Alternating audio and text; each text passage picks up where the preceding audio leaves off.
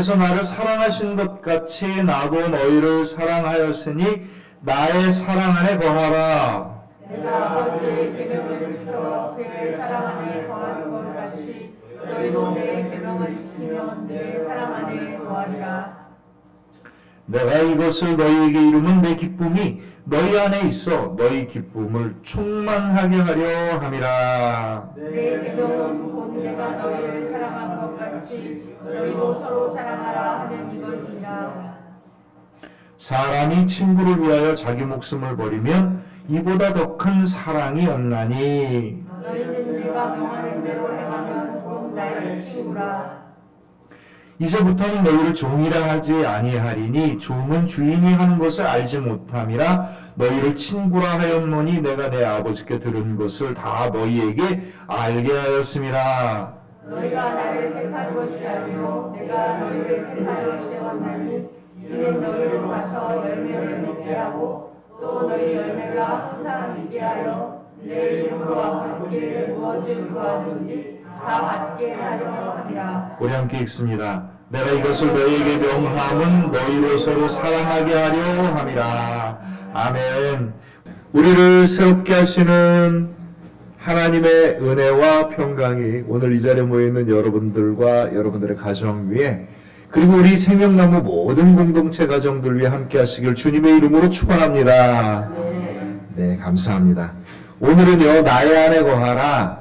정확하게 예수님의 말씀대로 얘기하면 나의 사랑 안에 거하라.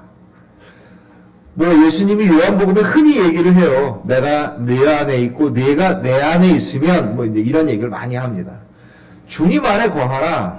아니 무슨 예수님이 무슨 빌라나 아파트도 아니고 큰 동굴도 아니고 우리가 그 안에서 어떻게 살겠어요? 안에 거하라. 안에 살아라. 안에서 머물라. 안에서 행하라. 이거는 무엇을 뜻하는 거냐면 주님을 따라서 주님이 주신 것으로 이렇게 생각하시면 됩니다.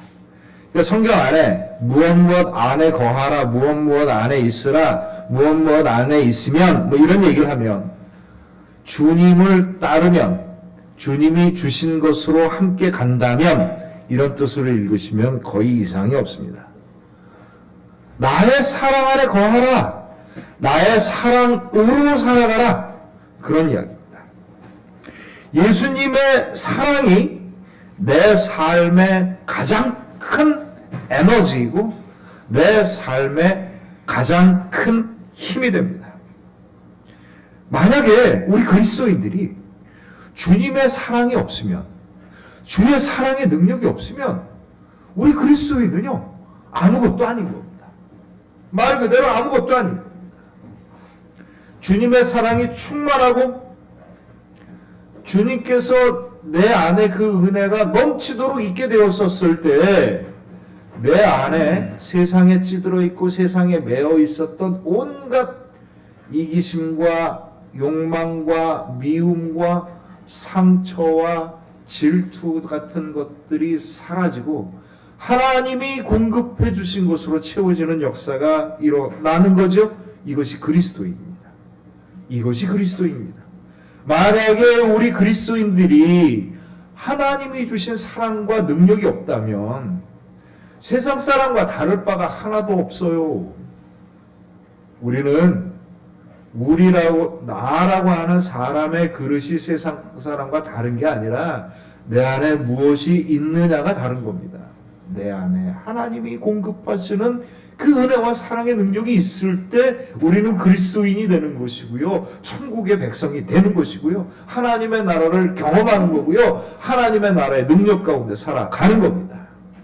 우리 안에 그것을 잃어버린다면 아무것도 아닌 겁니다. 제가 지난 수요일 날 막 이제 철거 일을 하는데 전화가 왔어요. 이제 전화를 받았더니 어떤 청년이 목사님 뭐 상담할 일이 있어서 한번 찾아가려고 합니다. 그러더라고요. 이런 전화 많이 받습니다. 말이 상담이지 오면 돈이 필요하니 돈을 달라 이런 겁니다.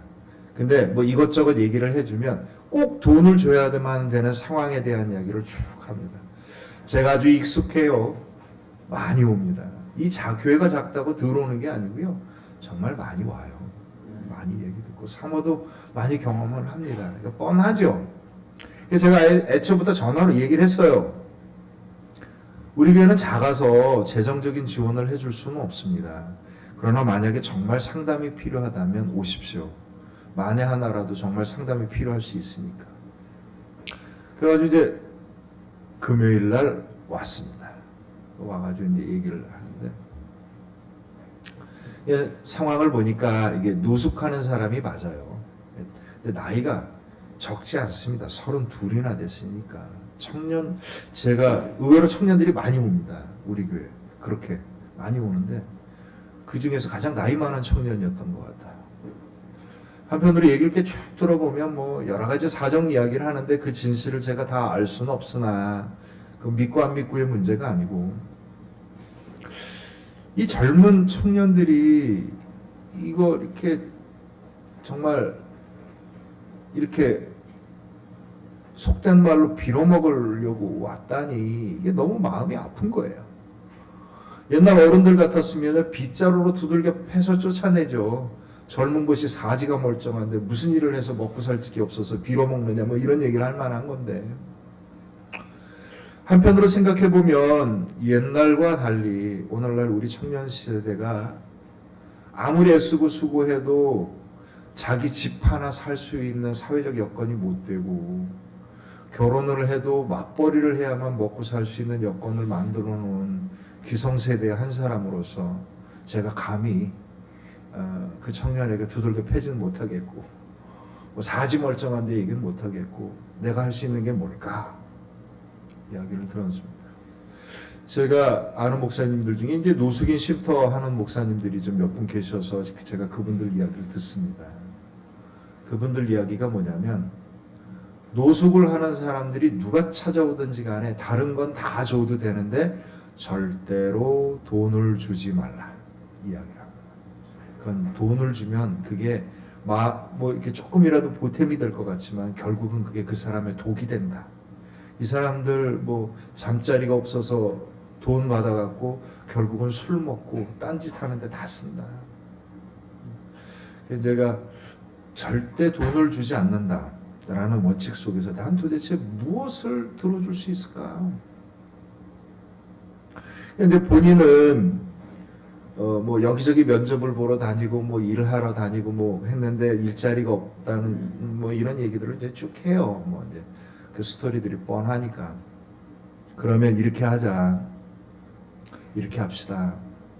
당신 잠자리가 없으니 내가 잠자리를 마련해 주겠습니다.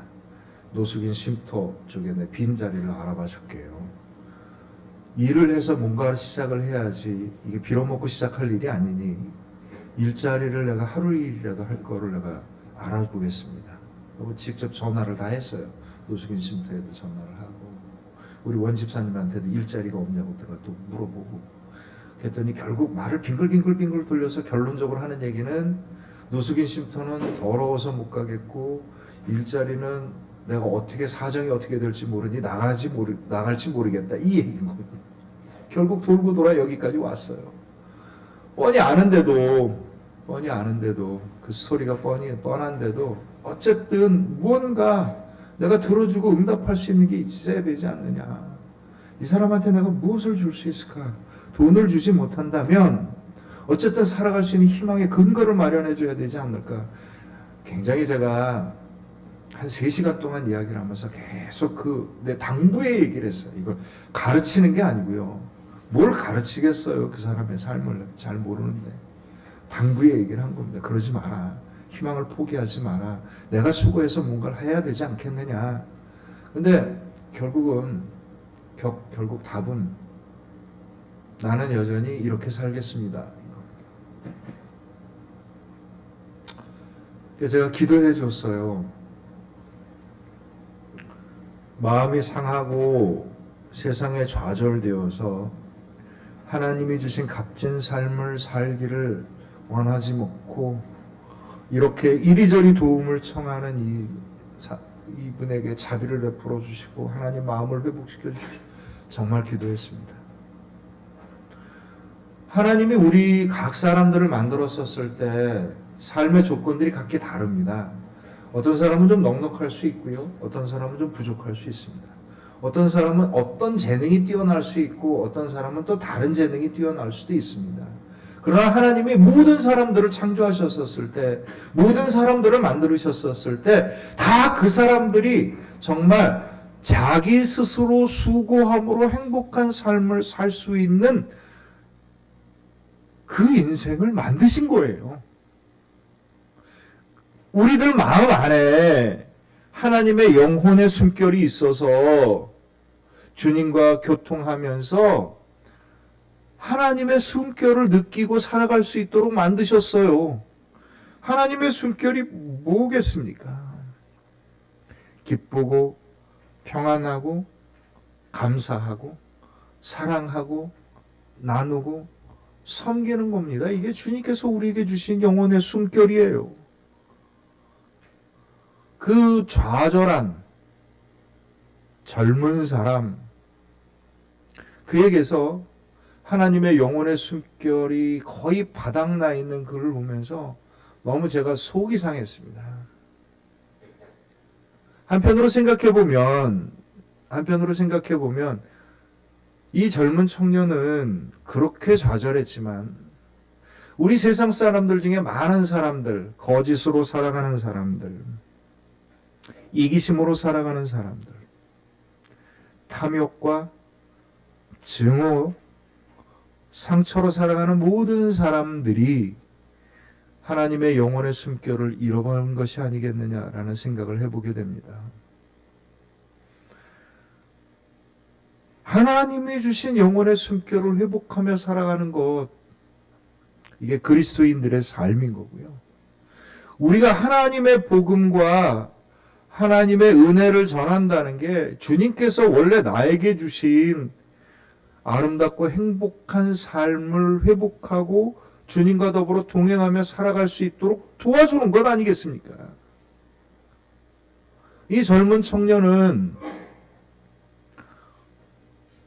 남에게 도움을 요청하며 살아가는 삶을 선택했지만 자기 나름대로 힘있게 살아간다고 하면서도 하나님이 주신 진정한 행복을 찾아가지 못하는 사람들 많습니다. 널려 있지요. 도대체 주님이 주신 영의 숨결로 살아간다는 게 뭘까요? 어떻게 살아간다는 걸까요? 성경에는 이렇게 기록되어 있습니다. 로마서 12장 14절에서 17절까지를 제가 읽어봅니다. 너희를 박해하는 자를 축복하라. 축복하고 저주하지 말라. 즐거워하는 자들과 함께 즐거워하고 우는 자들과 함께 울라. 서로 마음을 같이 하며 높은 데 마음을 두지 말고 도리어 낮은 데 처하며 스스로 지혜 있는 채 하지 말라. 아무에게도 악을 악으로 갚지 말고 모든 사람 앞에서 선한 일을 도모하라. 할 수 있거든 너희로서는 모든 사람과 더불어 화목하라. 내 사랑하는 자들아, 너희가 친히 원수를 갚지 말고 하나님의 진노하심에 맡기라. 기록되었으되 원수 갚는 것이 내게 있으니 내가 갚으리라. 주께서 말씀하시느니라. 내 원수가 줄이거든 먹이고 목마르거든 마시게 하라. 그리함으로 내가 숯불을 그 머리에 쌓아 놓으리라. 악에게 지지 말고 손으로 악을 이기라. 아멘. 이게 그리스도인의 영혼의 숨결로 살아가는 사람들의 모습인 거예요. 이게 그리스도인인 거고요. 이 안에 천국의 은혜와 능력이 함께하는 겁니다. 높은 자리에 있으나 교만하지 아니하고 낮은 자리에 있으나 비굴하지 아니하고 힘을 갖고 있으나 남을 억압하지 아니하고 힘이 없으나 강한 자를 부러워하지 아니하며 부유한 것을 나누고 베풀며 가난할 때 소망을 버리지 않는 사람이에요. 이것이 그리스도입니다. 남의 기쁨을 질투하지 아니하고 함께 즐거워하며 남의 슬픔을 함께 아파하고 돕는 사람, 이게 그리스도인인 겁니다. 불의가 강할 때 피하지 아니하고 맞서나 그의 회개를 기도하고 축복해 줄 수 있는 사람이고요. 정의가 무시당하고 약할 때 힘겹더라도 기꺼이 그 의로움에 설 수 있는 사람, 이 사람이 바로 그리스도인입니다. 이 사람들이 바로 주의 영혼의 숨결로 살아가는 사람들인 거고요. 하나님의 나라에 거하여 살아가는 사람들인 겁니다. 사도 바울이 뭐라고 자신을 자랑하냐면 고린도 후서 6장 8절 9절 10절입니다. 고린도 후서 6장 8절 9절 10절.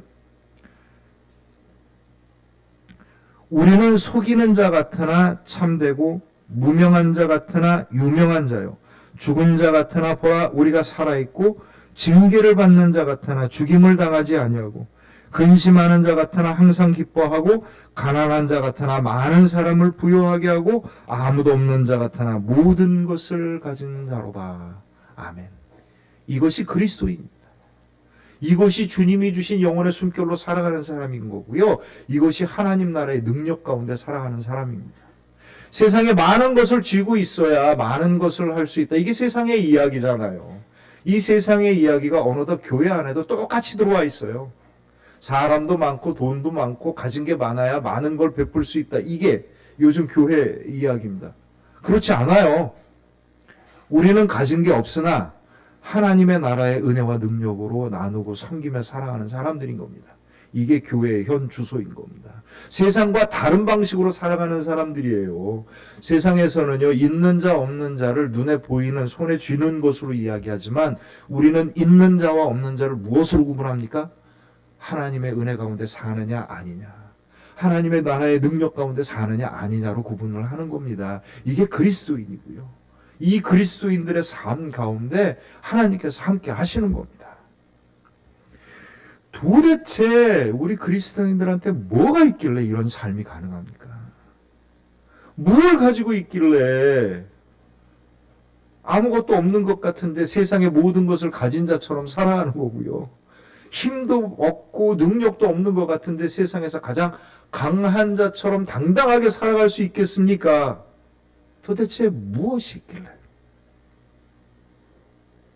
주님의 사랑이 있기 때문입니다. 주님의 사랑이 나의 힘이고 나의 능력이기 때문입니다. 주님의 은혜가 나에게 있으므로 우리는 이 삶을 살 수 있는 거고요. 주님의 사랑이 내 삶에 들어와서 나와 동행하셔서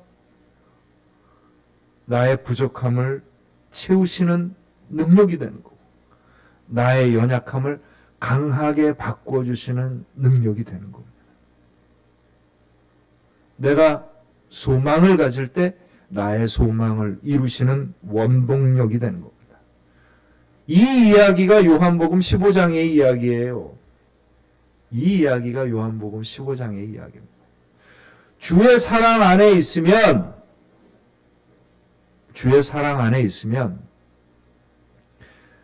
나의 믿음과 삶을 통하여서 아름다운 열매를 맺으리라. 이야기입니다. 요한복음 15장을 뭐라고 얘기하냐면 포도나무와 가지의 비유장이라고 얘기합니다. 오늘 이 9절과 17절은요, 이 안에 있는 가장 핵심적인 내용에 대한 설명인 거고요. 이 앞부분에 가면 무슨 얘기가 나오냐면 포도나무와 가지의 비유가 나옵니다. 그 내용인 즉슨 뭐냐면 예수님은 포도나무고 우리는 뭡니까? 가지예요. 거기에 붙어 있는 가지입니다. 이 가지가 만약에 가지줄기가 예수님의 그 주시는 모든 것으로부터 떨어져 나간다면 아무것도 열매를 맺을 수 없으나 이 가지가 예수님께 붙어 있어서 주님께서 공급하시는 것을 받는다면 어떻게 되는 거예요? 열매를 맺게 되리라. 이게 포도나무의 비유인 거예요. 그 이야기를 9절부터 17절까지 지금 설명을 해주고 있습니다. 그 얘기가 도대체 뭐냐? 나의 무엇 안에 거하는 겁니까? 사랑 안에 거하는 겁니다. 주님께서 나에게 뭘 공급해 주시는 거예요? 사랑을 공급해 주시는 겁니다. 사랑을 공급해 주시는 거예요. 사랑 안에 뭐가 있는 겁니까? 은혜와 능력이 있는 겁니다. 우리는요, 능력과 사랑을 구분을 해요. 그래서 사랑은 마음속에 있다고 생각하고 능력은 힘에 있다고 생각을 합니다. 그러나 우리 그리스도인들은 그렇게 이야기하지 않습니다. 우리의 마음 안에 능력이 나타나는 겁니다. 주의 사랑 안에 주의 사랑이 이미 깃들어 있는 거고요. 주의 사랑에 순종하는 우리들의 믿음 가운데 주의 능력이 나타나는 겁니다. 우리는요, 열매를 맺는다고 할 때 내가 바라는 모든 기도 제목이 응답되어지는 걸 말합니다. 맞습니다. 이것도 열매이지요. 그러나 주님께서 주시기를 원하는 진정한 열매는 뭐냐면, 사실 우리가 받기를 원하는 모든 응답들은 주님께서 공급하시는 은혜인 거지 그것 자체가 열매는 아닌 거예요. 정확하게 이야기를 하면 우리가 신앙으로 맺는 열매는 사랑의 열매인 겁니다. 사랑의 열매인 겁니다. 우리가 기도가 응답되어지는 건 주님이 공급해 주신 은혜를 받는 거지, 그 은혜로서 우리가 맺어지는 사랑의 열매는 따로 있는 거예요. 그건 사랑입니다. 주님께서 우리의 모든 기도를 응답하신다고 얘기하셨어요. 내가 너의 기도를 응답하리라, 여기에만 집중돼 있지 않아요. 주님께서 마태복음에 뭐라고 얘기하십니까? 먹을 것과 입을 것을 구하지 말라. 이는 다 이방인들이 구하는 것이라. 하늘에 있는 새도 땅에 있는 것도 다 내가 먹이고 재워주는데 뭐 이런 걸 가지고 염려를 하느냐. 너희는 먼저 그의 나라와 그의 의를 구하라. 이 모든 것을 너희에게 채우리니. 이게 주님의 말씀입니다. 주님이 우리에게 맺어주시는 열매는요, 사랑의 열매입니다. 그러면 우리는 무엇을 받는 거예요? 주님의 은혜를 공급받아서 이 열매를 맺는 겁니다. 내가 애를 쓰고 수고해서 작정하고 작심하고 노력하고 수고해서 얻는 게 아니고요, 주님께서 나에게 주시는 은혜의 열매로 맺는 거예요. 그래서 주님께서 11절에 이렇게 이야기합니다. 우리 11절 말씀을 같이 한번 읽어봅니다. 시작. 내가 이것을 너에게 이름은 내 기쁨이 너희 안에 있어 너희 기쁨을 충만하게 하려 함이라. 아멘.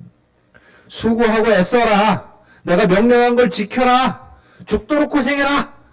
이런 얘기를 하시는 게 아니에요. 주님의 궁극적인 에너지는 뭐예요? 주님의 기쁨이 우리 안에 어떻게 하는 거예요? 충만하게 하는 겁니다. 충만하게 하는 겁니다. 이게 주님이 역사하시는 방법이에요.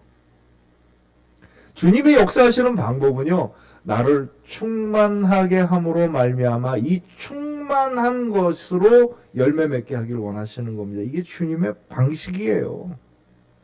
약속의 말씀을 할 때 주님께서 꼭 함께 약속하시는 것은요, 충만한 겁니다. 무엇이요? 기쁨이 충만한 겁니다. 동성이가 휴가를 나왔습니다. 무슨 3개월 만에 휴가를 나오는지 뜬금없긴 하지만 너무 반갑고 기쁩니다. 우리가 온 날 아주 맛있는 저녁 식사를 했어요. 정말 행복한 저녁 식사를 했습니다. 맛있는 걸 고기를 좀 사서 구워 먹어서 맛있기도 했지만 아들과 함께해서 행복했습니다.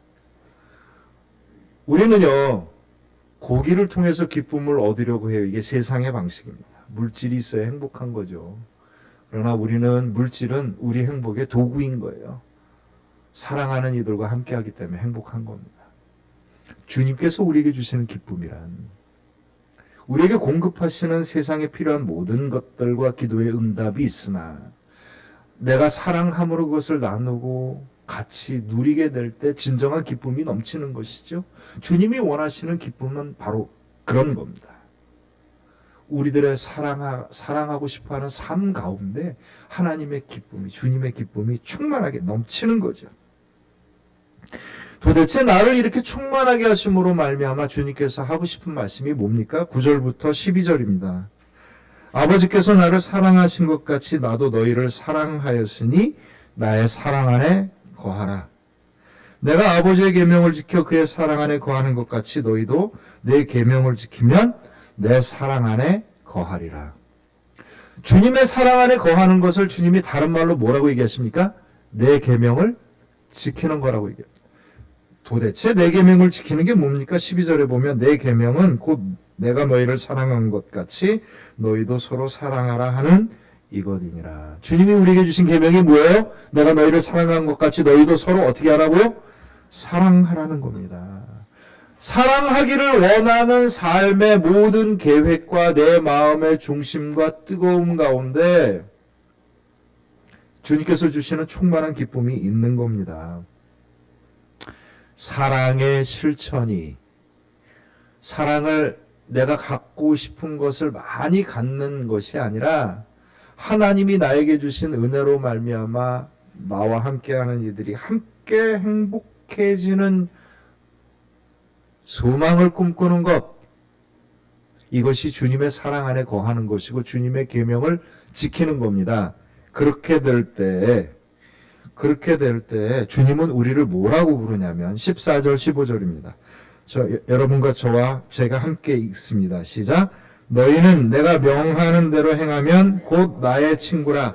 이제부터는 너희를 종이라 하지 아니하리니 종은 주인이 하는 것을 알지 못함이라. 너희를 친구라 하였노니 내가 아버지께 들은 것을 다 너희에게 알게 하였음이라. 아멘.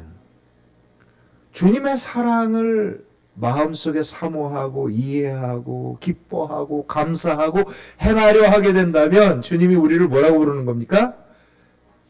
친구입니다. 그 예수님 만난다고 또 어이 친구 또 뭐 이러시면 곤란합니다. 이게 친구라는 거는 뭐냐면 마음이 통한 거예요. 마음이 통한 겁니다.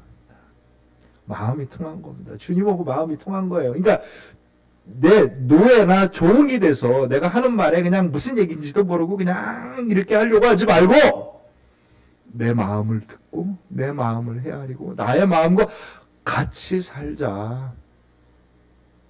마음이 통하는 곳에 사랑이 있고 사랑이 있는 곳에 능력이 있다. 이게 주님께서 요한복음에서 우리에게 하시는 말씀입니다. 주의 능력을 구합니다. 올해 한 해 하나님의 나라는 말에 있지 아니하고 능력에 있음이라. 나에게 임재하는 하나님의 나라의 능력을 우리는 간구합니다. 그것은 무엇을 뜻하는 거냐면 주님의 사랑 안에 거하는 거고요. 주님의 사랑과 마음이 통하는 거고요. 주님의 사랑으로 내 삶을 살아가는 겁니다. 그때 주님께서 우리가 드디어 듣고 싶은 이야기를 하십니다. 16절을 우리 같이 한번 읽어봅니다. 시작. 너희가 나를 택한 것이 아니요 내가 너희를 택하여 세웠나니 이는 너희로 가서 열매를 맺게 하고 또 너희 열매와 항상 있게 하여 내 이름으로 아버지께 무엇을 구하든지 다 받게 하려 함이라. 아멘. 우리가 정말 듣고 싶은 이야기가 여기 드디어 나옵니다. 내가 무엇을 구하든지 다 받게 되리라. 얼마나 감사하고 기쁘고 놀랍고 정말 굉장한 이야기예요. 아멘 할렐루야. 주님께서 주신 것 내가 원하는 걸 다 받게 되었나이다. 근데 앞에 있는 부분 다 빼고 이 얘기만 기억하시면 곤란해요. 이 이야기는 사실 부록입니다. 너희가 원하는 걸 다 받게 해주겠노라 라고 이야기하는 건 핵심의 이야기가 아니라 부록의 이야기예요. 왜냐하면 주님은 그냥 끙끙거리고 그냥 있는 거 없는 거 다 털어가지고 고생하면서 하나님을 섬기길 원하는 게 아니고요. 주님의 기쁨으로 충만하게 거하길 원하시는 거잖아요. 그래서 우리가 구하는 것을 응답하시는 하나님인 겁니다. 그러나 주님께서 정말 하고 싶은 이야기는 뭡니까? 내가 너희를 세웠노라. 지금 이 자리에, 이 삶의 자리에 너희를 세웠노라. 내가 세운 자리에서 내가 주는 사랑을 받으며 열매를 맺으라. 그 모든 것을 내가 공급하리라. 그 모든 것을 내가 주리라. 이게 주님의 말씀입니다. 사랑하는 성도 여러분, 올해 안에 우리가 은나섬을 통해서 내가 무엇을 섬길지를 우리가 결단하고 있는 가운데 있습니다. 아직 덜 결단했다면 결단하십시오. 내가 누구를 섬겨야 될지 아직 정하지 못하셨다면 기도하고 정하십시오. 또 새롭게 생기는 것을 늘 기억하셔요. 우리들의 모든 삶을, 우리들의 삶의 가장 중요한 핵심을 하나님이 우리에게 명하신 주님의 사랑의 인도하심에 초점을 두십시오. 여기에 모든 것을 다 쏟아부을 수 없습니다. 우리가 세상을 살아가면서 직장일도 해야죠. 가정일도 해야 되죠. 할 일들이 많아요. 그러나 다른 일을 하지 말고 이 일을 하라는 얘기가 아니라 우리들의 중심이 여기에 있어야 합니다. 이것이 바로 나를 통하여 이루기를 원하시는 하나님 나라가 온전히 세워지는 길이며, 나를 통하여 하나님 나라의 능력을 주시기를 원하는 주님의 깊은 사랑이기도 합니다. 주님의 사랑 안에 거하십시오. 그래서 그 사랑의 열매를 위하여 기도하고 열심을 다하십시오. 주님께서 여러분들이 기도하는 모든 것들을 응답하심으로 말미암아 올해 안에 우리가 소망하는 모든 사랑의 열매를 이루어 주실 줄로 믿습니다. 그래서 우리 생명나무 교회가 주의 사랑의 열매가 충만하여서 영광 돌릴 수 있는 교회가 되기를 주님의 이름으로 축원합니다. 우리 함께 기도합니다. 이 시간 기도할 때 오늘 우리에게 주신 말씀의 은혜를 생각하시면서 우리들의 믿음을 다시 한번 결단하고 우리가 준비한 예물을 드리는 시간을 갖겠습니다.